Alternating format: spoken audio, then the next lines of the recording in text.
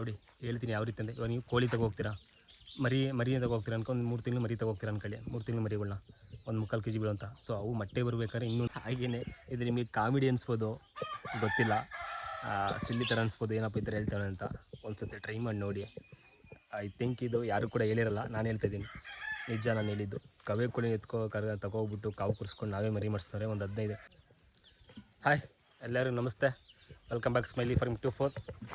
ಇವತ್ತಿನ ಟಾಪಿಕ್ ಏನಪ್ಪ ಅಂದರೆ, ನಾಟಿ ಕೋಳಿ ಯಾರೆಲ್ಲ ಸಾಕ್ಬೇಕಂತಿದ್ದೀರಾ ಅವ್ರಿಗೊಂದು ನನ್ನ ಕಡೆಯಿಂದ ಒಂದು ಐಡಿಯಾ ಕೊಡೋಣ ಅಂತ ವಿಡಿಯೋ ಮಾಡ್ತಿದ್ದೀನಿ.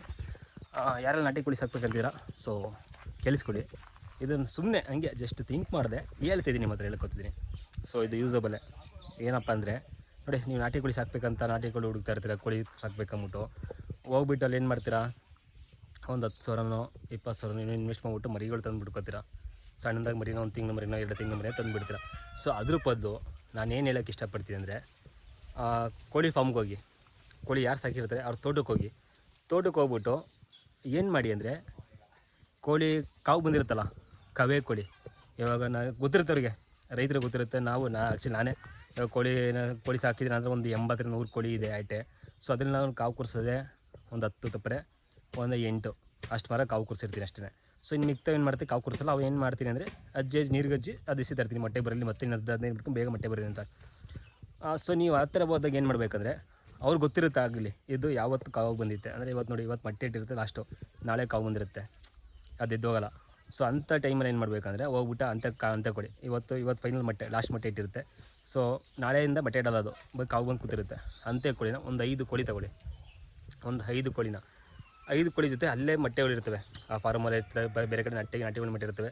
ಅಲ್ಲೋ ಊಟ ಏನು ಮಾಡಿ ಅಂದರೆ, ಒಂದೊಂದು ಕೋಳಿಗೆ 15 ಮೊಟ್ಟೆ, ಹಂಗೆ 5 ಕೋಳಿಗೆ ಎಷ್ಟಾಗುತ್ತೆ, ಒಂದು 75 ಮೊಟ್ಟೆ ತಪ್ಪರೆ ಒಂದು 80 ಮೊಟ್ಟೆ ಆಗುತ್ತೆ. 80 ಮೊಟ್ಟೆ ತಗೊಳ್ಳಿ, ಎಷ್ಟಾಗುತ್ತೆ, ಒಂದು ಕೋಳಿಗೆ 500 ರೂಪಾಯಿ ಅಂದರೆ 600 ರೂಪಾಯಿ ಅಂದರೆ 5 6 5 30 3,000, ಅದು 400 ರೂಪಾಯಿ ಅಷ್ಟೇ ಆಗುತ್ತೆ. ನೀವು ಅಕಸ್ಮಾತ್ ಏನೋ ಆಮೇಲೆ ನಿಮ್ಮನೆ ತೊಗೊಬಿಟ್ಟು ಆ ಕಾವು ಬಂದಿರುತ್ತೆ ಕೋಳಿ, ಕಾವು ಕುರಿಸ್ಕೊಂಡ್ರೆ ನಿಮಗೆ 3,000 ರೂಪಾಯಲ್ಲಿ 10,000 ರೂಪಾಯಿ ಲಾಭ ಬರುತ್ತೆ. ಒಂದೊಂದು 10 ಮರಿ ಮಾಡ್ತಂದರೆ 50 ಮರಿ ಬರುತ್ತೆ ಅಲ್ಲಿಗೆ.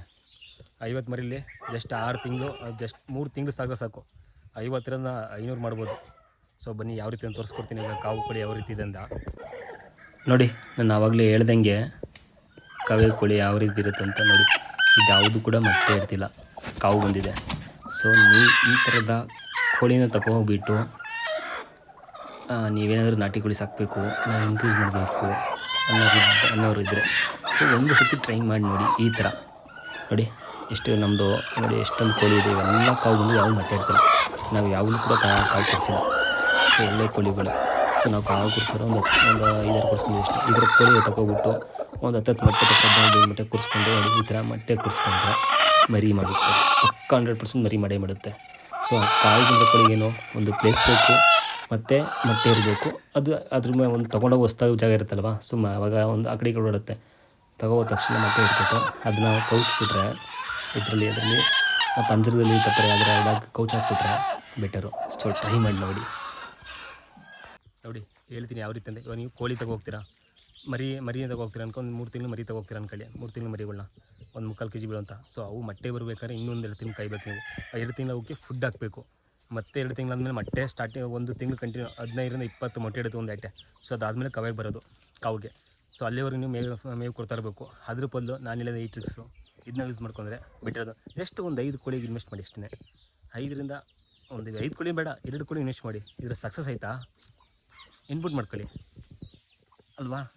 ನೀವು ಅಲ್ಲಿ ಹೋಗ್ಬಿಟ್ಟು 10,000 15,000 ಒಂದೇ ಇನ್ವೆಸ್ಟ್ ಮಾಡೋ ಬದಲು ಒಂದು 2ರಿಂದ 3 ಒಂದು 5 ಕೋಳಿ ಕವೆ ಬಂದಿರೋ ಕೋಳಿಗಳನ್ನೇ ಅಲ್ಲಿ ಇವಕ್ಕೇನೋ ಕವೆ ಬಂದರೆ ತುಂಬ ಕಾವಿರುತ್ತೆ. ಸೊ ಅವಕ್ಕೆ ಮೊಟ್ಟೆ ಬೇಕು, ಮರಿ ಮಾಡ್ತೇವೆ. ಒಂದು ಕಡೆ ತಗೋಬಿಟ್ಟು ಪಂಜರ ಇರುತ್ತೆ, ಪಂಜರಕ್ಕೆ ಕೌಚ್ ಹಾಕಿ ಇಟ್ಬಿಡಿ.